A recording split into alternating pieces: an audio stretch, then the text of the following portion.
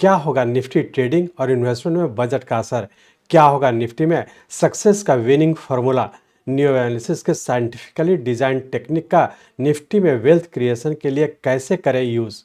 नमस्कार दोस्तों, स्वागत है आपका डॉक्टर संजय वेद के यूट्यूब चैनल में। दोस्तों, आज मैं doctor Sanjay Sinha, technical analyst working on new wave since last 28 years. ये चैनल न्यू एनालिसिस के लिए समर्पित है। बजट के बाद कमिंग वीक में निफ्टी के एंटिसिपेटेड मूवमेंट डिस्कवर करने के लिए हमसे जुड़े। न्यू एनालिसिस ग्लेन नीली द्वारा विकसित एक इम्प्रूव टेक्निकल एनालिसिस प्रोसेस है। इसने एलियट वेब के प्रिंसिपल्स को आगे बढ़ाया है और मार्केट प्रेडिक्शन की एक्यूरेसी को बढ़ाने के लिए और भी अधिक कंसेप्ट पेश किए हैं। हमारे इंक्लूसिव और इनोवेटिव वीडियो में जाने इस वीक निफ्टी ने चार्ट पर कैसा पैटर्न बनाया है। रियल टाइम चार्ट पर बड़े डिग्री वेव, लॉन्ग टर्म से छोटे degree wave, very short term को घटते क्रम में देखते हुए करंट सिचुएशन में निफ्टी कहाँ है देखें। निफ्टी में अभी तक के फॉल और राइज का एनालिसिस न्यू एनालिसिस के मैजिकल मेथड से समझे। इस वीडियो में हम सभी time frame, long term, short term, very short term में निफ्टी के राइज और फॉल को अनवेल करेंगे। जाने कि कब किस स्ट्रेटजी का यूज़ करना है, कहाँ डिक्लाइंस पर बाई करना है और कब करेक्टिव राइज के दौरान प्रॉफिट बुक करना है, कब हायर लेवल पर शॉर्ट करना है और कब लोअर लेवल पर मुनाफा लेकर एग्जिट करना है। दोस्तों, टाइम न्यू एनालिसिस में एक इम्पॉर्टेंट एलिमेंट है। यह विभिन्न वेव्स के बीच के डिस्टेंस, कंफर्मेशन और रिलेशन का फॉर्मेशन करने के लिए एक स्ट्रक्चर प्रदान करता है। इसे सिंपल तरीके से जानें। न्यू एनालिसिस मार्केट के टर्निंग पॉइंट्स और रिवर्सल की संभावनाओं को बताने में मदद करता है। हम वेव पैटर्न और टाइम के संबंधों को समझाते हैं जो एंट्री प्लेस और एग्जिट पॉइंट पर क्लैरिटी देंगे। जानें करेक्शन की सही पहचान कैसे करें। यह वीडियो आपको डिसिप्लिन रिस्क मैनेजमेंट फॉलो करने पर जोर देगा। हम कैपिटल प्रोटेक्शन के लिए न्यू एनालिसिस टेक्निक का उपयोग साझा करेंगे। अपर स्टॉप लॉस और लोअर स्टॉप लॉस ऑर्डर को कंफर्टेबली लागू करना सीखें। रिस्क रिवार्ड रेशियो के एप्लीकेशन से अपने ट्रेड्स और इन्वेस्टमेंट को मॉनिटर करें। हमसे कनेक्टेड सब्सक्राइबर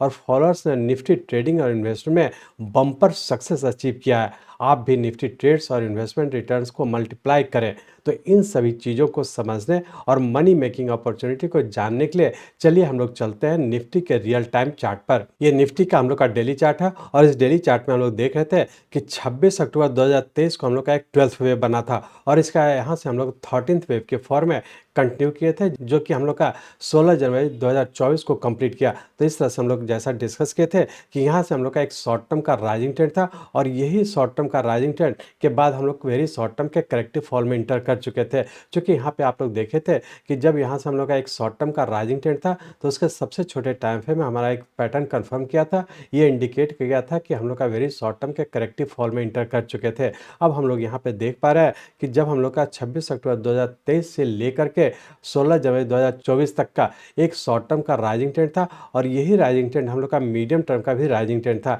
और पहले से जो हम लोग का चला रहा है, जैसा कि आप लोग यहाँ पे देख रहे थे कि हम लोग का ऑलरेडी पहले से ही हम लोग का लॉन्ग टर्म के हम लोग का राइजिंग ट्रेंड में था और उसी लॉन्ग टर्म के राइजिंग ट्रेंड के तहत हम लोग का ये 9th, 10th, 11th, 12 और 13th वेव इस पॉइंट पे कंप्लीट किया था। और चूंकि यहाँ पे हम लोग देख रहे थे कि 13th वेव हमारा इस पॉइंट पे कंप्लीट किया था, जो कि हम लोग का एक लॉन्ग टर्म का पूरा होने की संभावना था। लेकिन यहाँ पे हम लोग देख पा रहे हैं कि चूंकि इस छोटे टाइम फ्रेम का पैटर्न कंफर्म किया, लेकिन उससे बड़े टाइम फ्रेम का हम लोग का वेरी शॉर्ट टर्म के करेक्टिव फॉल में है। तो ये इंडिकेट कर रहा है कि 13th वेव के बाद हम लोग 14th वेव में इंटर करेंगे और पुनः हम लोग फिर से एक और एक्सटेंशन में ऊपर कंटिन्यू कर जाएंगे। तो ये अपने आप में इंडिकेट कर रहा है कि शॉर्ट टर्म हम लोग राइजिंग ट्रेंड में है, मीडियम टर्म में भी हम लोग का राइजिंग ट्रेंड है और लॉन्ग टर्म भी हम लोग का राइजिंग ट्रेंड है। तो लॉन्ग टर्म, मीडियम टर्म और शॉर्ट टर्म, ये तीनों टाइम फ्रेम का हम लोग का राइजिंग ट्रेंड में और तीनों ही टाइम फ्रेम का जो हम लोग का स्टार्टिंग लेवल है, ये हम लोग का 26 अक्टूबर 2023 को जो लो बना था, जो कि हम लोग का 18,838 का था, इसी स्टार्टिंग लेवल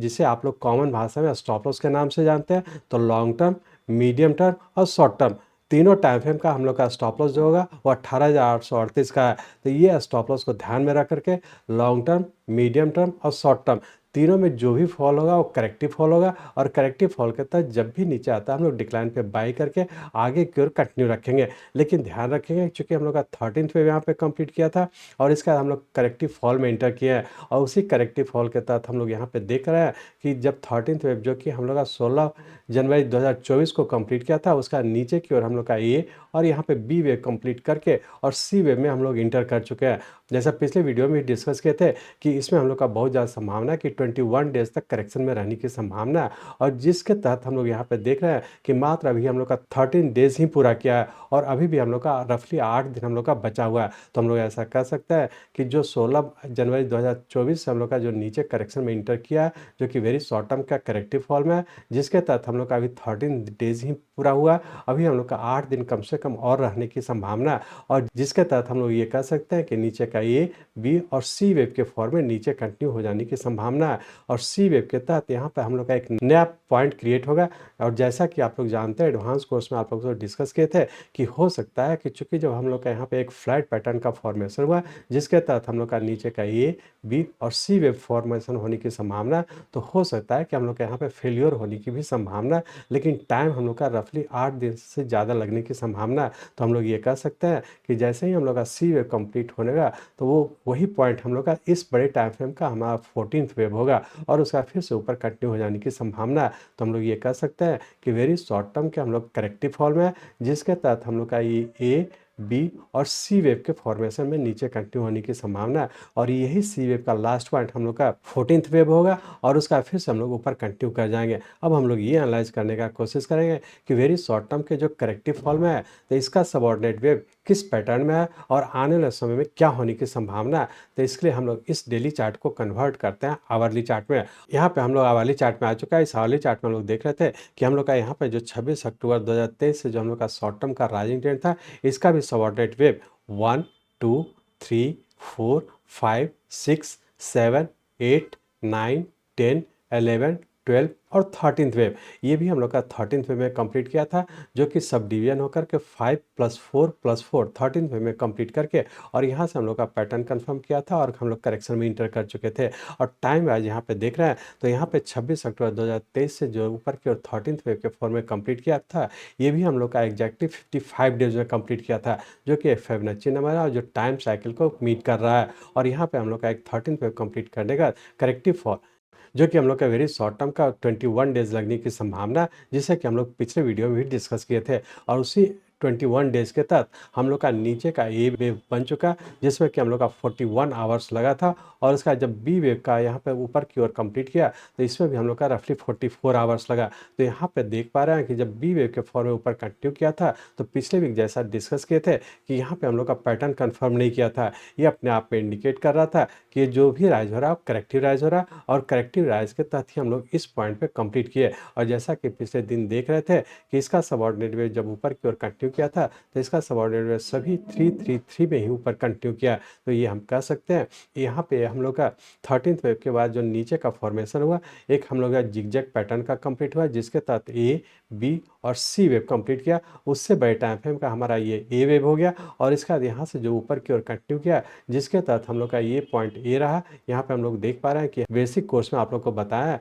कि पैटर्न कन्फर्मेशन का दोनों स्टेज में से कोई भी स्टेज फुलफिल नहीं किया था, तो ये अपने आप में इंडिकेट कर रहा था कि ये जो राइज हो रहा है वो करेक्टिव राइज हो रहा है। और इस करेक्टिव राइज के तहत यहाँ पे पुनः हम लोग देख रहे थे कि यहाँ पे हम लोग का उस छोटे टाइम फ्रेम का ए बी और सी वेव, चूंकि यहाँ पे सी वेव हम लोग का 3 वेव में है तो हम लोग ये कह सकते हैं कि बी वेव का सबऑर्डिनेट वेव डब्ल्यू एक्स और वाई के पैटर्न में यहाँ पे पूरा किया जो उससे बड़े टाइम फ्रेम का हमारा बी वेव हो गया और उसका पुनः हम लोग सी वेव के फॉर्म में नीचे कंटिन्यू कर चुके हैं। तो फाइनली हम लोग ये कह सकते हैं कि 13th वेव बनने के बाद जो 16 जनवरी 2024 को कंप्लीट किया था उसका नीचे के फॉर्म में नीचे का ए और ये बी जो कि इस टाइम फ्रेम का हमारा फ्लैट पैटर्न का फॉर्मेशन हुआ जिसका फ्लैट पैटर्न का ए और बी कंप्लीट किया। और इस फ्लैट पैटर्न का सबऑर्डिनेट वेव ए हमारा 3 वेव में है जो कि एक जिगजैग पैटर्न है और बी वेव जो है ये भी हमारा जिगजैग पैटर्न में है जो कि बी वेव का फॉर्मेशन हुआ। तो इस तरीके के बाद जब भी हम लोग का सी वेव का फॉर्मेशन होता है तो बहुत ज़्यादा संभावना है कि सी वेव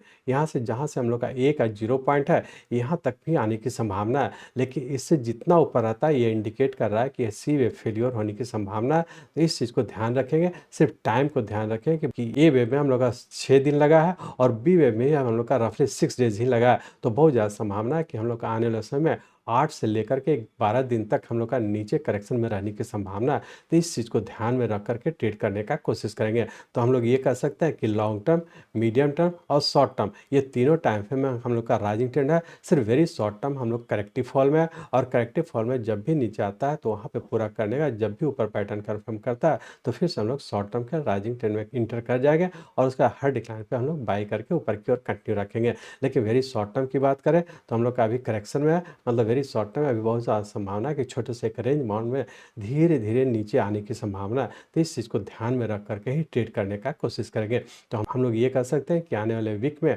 एक रेंज बाउंड में रहने की संभावना है और चूंकि वेरी शॉर्ट टर्म में हम लोग का करेक्टिव फॉल में है तो इस वीक में रेंज बाउंड के तहत ऊपर 22,000 और नीचे का 21,600 इसी रेंज बाउंड में रहने की संभावना है। छोटा छोटा ही ट्रेड करने का कोशिश करेंगे। इस वीकली ऊपर का स्टॉप लॉस रखें 22,127 का और नीचे का स्टॉप लॉस रखेंगे हम लोग 21,450 का। ये दोनों स्टॉप लॉस को ध्यान में रख करके छोटे से रेंज बाउंड में ट्रेड करते रहने का कोशिश करेंगे। चूंकि यहाँ से जो सी वेव के फॉर्म में नीचे कंटिन्यू करेगा तो उसमें बहुत स्लो स्पीड में हम लोग का नीचे की ओर कंटिन्यू करेगा, मतलब बहुत छोटे से रेंज बाउंड में, मतलब ऊपर नीचे होते हुए नीचे कंटिन्यू करेगा। इसी चीज़ को ध्यान में रख करके ट्रेड करेंगे और जब भी नीचे आता है तो डिक्लाइन पे बाई करते हैं तो लोअर स्टॉप लॉस को फॉलो करें, ऊपर के लेवल पर जाता है तो प्रॉफिट बुक करें या फिर शॉर्ट करते हैं तो अपर स्टॉप लॉस को ध्यान रखें और यही दोनों स्टॉप लॉस को ध्यान में रख करके छोटे से रेंज बाउंड में इंट्राडे में ट्रेड करते हुए नीचे की ओर कंटिन्यू करेंगे। अब हम लोग ये देखने का कोशिश करेंगे कि मंडे और ट्यूसडे को इंट्राडे के पॉइंट ऑफ व्यू से क्या होने की संभावना है। तो उसके लिए हम लोग इस आवरली चार्ट को कन्वर्ट करते हैं 15 मिनट के चार्ट पे।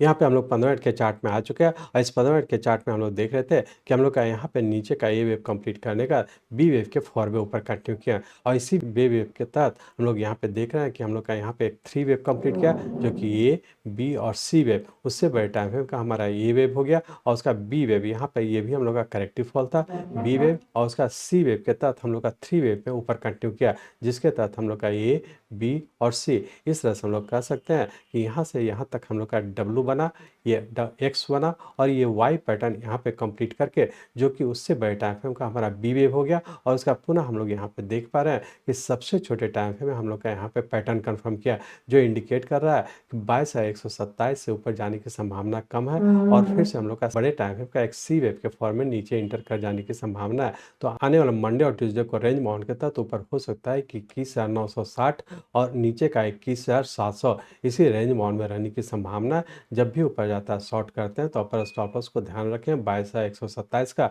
और नीचे के लेवल पर आता है तो प्रॉफिट बुक करें या फिर फ्रेश बाई करते हैं तो नीचे का स्टॉप लॉस रखेंगे 21,450 का। ये दोनों स्टॉप लॉस को ध्यान में रख के छोटे से रेंज बाउंड में ट्रेड करने का कोशिश करेंगे। सिर्फ ध्यान रखेंगे कि ये जो फॉल हो रहा है वेरी शॉर्ट टर्म का करेक्टिव फॉल हो रहा है और करेक्शन पूरा करके जब भी हम लोग का नीचे से ऊपर का पैटर्न कंफर्म करेगा तो कहीं भी फिर से शॉर्ट पोजीशन बनाने का कोशिश नहीं करेंगे। तो इस तरह से हम लोग कह सकते हैं कि आने वाले वीक में छोटे से रेंज बाउंड के तहत ऊपर के लेवल पर जाता है शॉर्ट करें, लोअर लेवल पर आता है प्रॉफिट बुक करें और यदि नीचे के लेवल पर बाई करते हैं तो ऊपर के लेवल पर जो प्रॉफिट बुक करके लोअर स्टॉप लॉस अपर स्टॉप लॉस को फॉलो करते हुए ट्रेड करने का कोशिश करेंगे। तो फाइनली हम लोग ये कह सकते हैं कि इंट्राडे में छोटे से रेंज बाउंड में छोटा छोटा ट्रेड करें। यदि वीकली पॉइंट ऑफ व्यू से कहें तो हम लोग का ऊपर के लेवल पर शॉर्ट करके नीचे के लेवल पर प्रॉफिट बुक करें और छोटे से रेंज बाउंड में ट्रेड करते रहने का कोशिश करेंगे। यदि शॉर्ट टर्म और मीडियम टर्म की बात करें तो जो भी फॉल हो रहा है करेक्टिव फॉल हो रहा है, जब भी हम लोग का फिर से दोबारा सी वेव कंप्लीट करने के बाद ऊपर कंफर्म करता है